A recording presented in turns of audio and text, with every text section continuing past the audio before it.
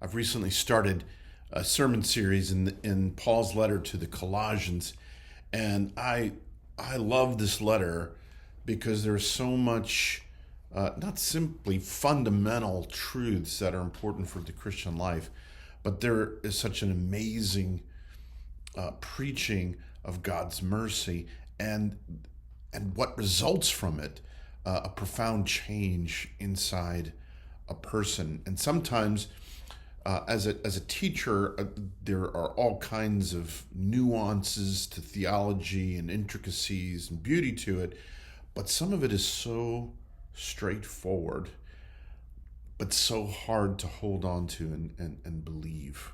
And what I want you to look for as I read this passage is this simple truth that while we deal with a sense of frustration with how we're living and we wanting to be more, that God has done something in us that is profound and we just don't live in accord with it. Let me read from Colossians chapter 2, beginning in verse 1. Paul is writing to them, "If you have been raised with Christ, seek the things that are above, where Christ is seated at the right hand of God. Set your minds on things that are above, not on things that are on earth. For you have died, and your life is hidden with Christ in God.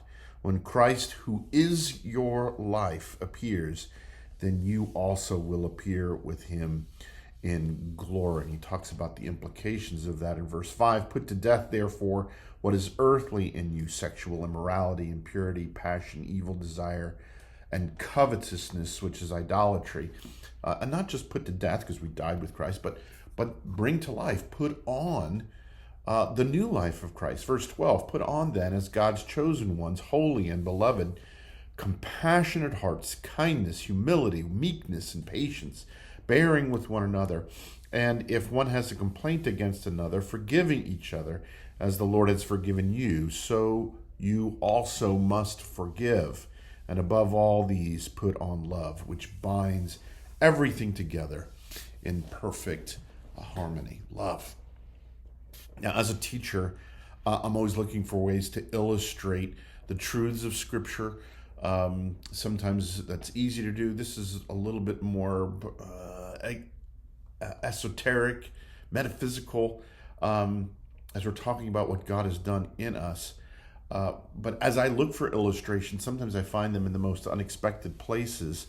Maybe it's in a principle of physics, maybe it's in the history of baseball, or maybe in an animated movie for children.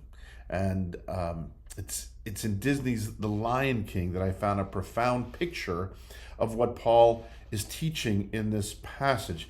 I think you probably know the story. Simba, the son of the king Mufasa, lions. Simba has run away, ashamed because he thinks he's responsible for his father's death. And he runs away from himself, who he is, to escape his shame. But when Simba is older, he's challenged by the wise man, the baboon, Rafiki, to face not his past, but to face his present. And in the midst of that interaction with Rafiki, Simba has a vision of his father, Mufasa, and it just goes right to the heart. And he tells Simba, "You have forgotten me." And of course, Simba objects, "No, how could I?" But let me share with you now that brief clip from The Lion King.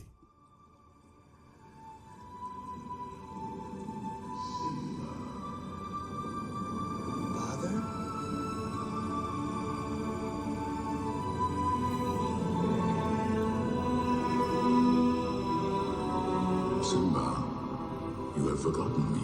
No. How could I? You have forgotten who you are, and so forgotten me. Look inside yourself, Simba. You are more than what you have become. Forgotten yourself, and so you have forgotten me. Now, who is Simba? Simba is the son of the king, and a king's son must take his rightful place. Simba objects, "I'm not who I used to be," but Mufasa reminds him, "You are more than what you have become. And that is the truth that Paul is trying to get across to the believers in Colossae and to us. We struggle. We lose our way. We sometimes run away in shame. And Paul says, you are forgetting who you are and what God has done. You need to remember. Remember what? We see it in verse 1. You have been raised with Christ. You have died and your life is hidden with Christ in God. Christ is your life. There's this fundamental reality that God has wrought in you as you've put your trust in him. He's done something. He's given you the resurrection life of Christ. You are a new creation. You are a new man. You are a new woman. And you need to remember that and to live in accord with that great truth. We live with incredible regret and shame. And we don't want to pretend that those things have not happened or that there aren't consequences to some of our past action. But what Christ is saying in his mercy is that you need to leave all that behind and recognize not who you were, not what you have done, but what God is doing in your life right now, who he has made you to be.